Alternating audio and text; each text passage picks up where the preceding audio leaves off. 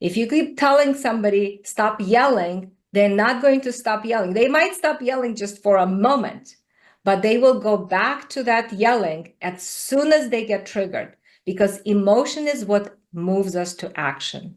Emotion in Latin is a mover, it means to move. And they're supposed to move us to action because emotion saves our lives. So by creating higher awareness of the negative cycle and knowing how to tune into that emotional experience, what happens is leaders and teams start to become what we call more emotionally accessible, responsive, and engaged. The key question in attachment relationships is, are you there for me? This translates into ARE. Are you accessible to me? Can you share what's happening inside of you without shaming, blaming, judging me, and criticizing me? Can you share that? Can you be accessible to me? Are you responsive to me? Can you respond to my experience? Can you put yourself into my shoes so you can hold that space without providing solutions or providing some kind of trying to fix my problem? Can you just hold that space for me? Can you be responsive to me? And can you be engaged with me? Even though you're feeling stressed, can you be engaged with me knowing that I know that you are in the conversation with me? And all of these are emotional variables. So the security of our connection really determines the answer to this question. I mean, if you think about your own relationship with your manager or with your team, how would you answer that question? Is it a resounding yes? Are you there for me? Yes, my manager is there for me, or my team members are there for me. Or is it going to be no, maybe, or maybe no?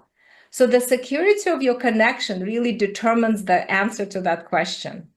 If your relationship is secure, you will automatically answer with yes. It's a resounding yes, because you have a lot of experiences where that person was there for you. They were able to deal with differences together with you. They were able to repair the disconnect or some miscommunication with you. They were able to communicate with you flexibly. If your relationship is insecure and you have some negative cycles going on and you feel disconnected, you will respond to that question maybe or no.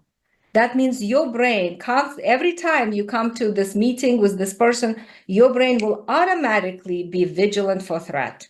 It will be threat.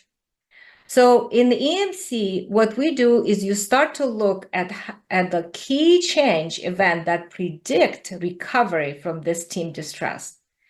And knowing how to stay engaged with that distress rather than avoiding it, shutting it down, or fighting it is an essential then step, the procedural protocol to team relationships.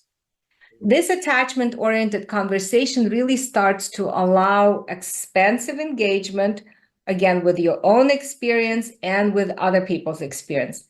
It helps you to start to put yourself in the other person's shoes. It helps you to be empathizing.